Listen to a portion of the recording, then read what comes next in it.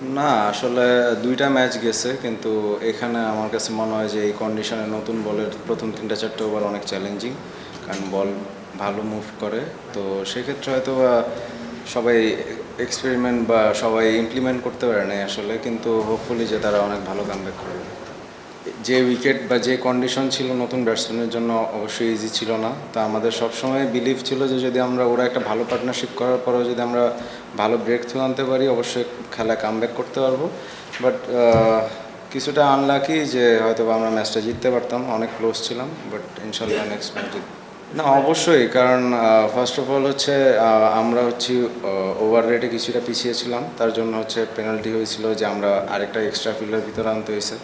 তো সেক্ষেত্রে বলার জন্য চ্যালেঞ্জিং ছিল, ডিউ ছিল, বাট আমরা অবশ্যই অনেক বিলিভ করতেছিলাম যে আমরা জিততে পারবো।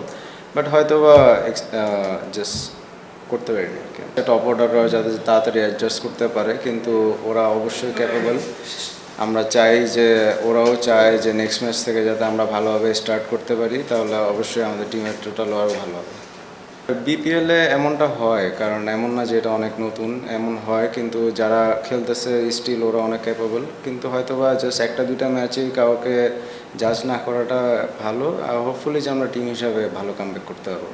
না, একটা বোলার শট বলতে আমাদের লেফট আর্ম স্পিনার ছিল, তো ওদের অনেকগুলো লেফটি ব্যাটসম্যান হওয়াতে হয়তো বা সে বলটা করতে পারেনি মিডল ওভার্সে, তার জন্য আসলে শর্ট। তাছাড়া ওই অন্য কারণে শর্ট না। উইকেট ডিফিকাল্ট থাকলেই তো লো স্কোরিং ম্যাচে, কারণ গতকালকেও সেম উইকেটেই খেলা হয়েছে, আজকেও সেম উইকেটেই খেলা হয়েছে। তো আজকে দুপুরের ম্যাচে যে 130 হয়েছে, ওইটাও চেস করতে অনেক টাফ হয়েছে। তো আমরা সবাই জানতাম যে ইউজড উইকেট অবশ্যই এখানে একটু চ্যালেঞ্জিং হবে।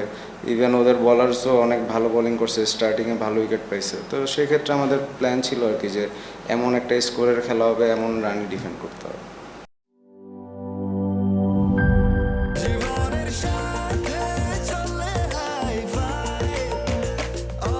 স্বাস্থ্যকর অল টাইম, সব সময় অল টাইম হেলদি লাইফ।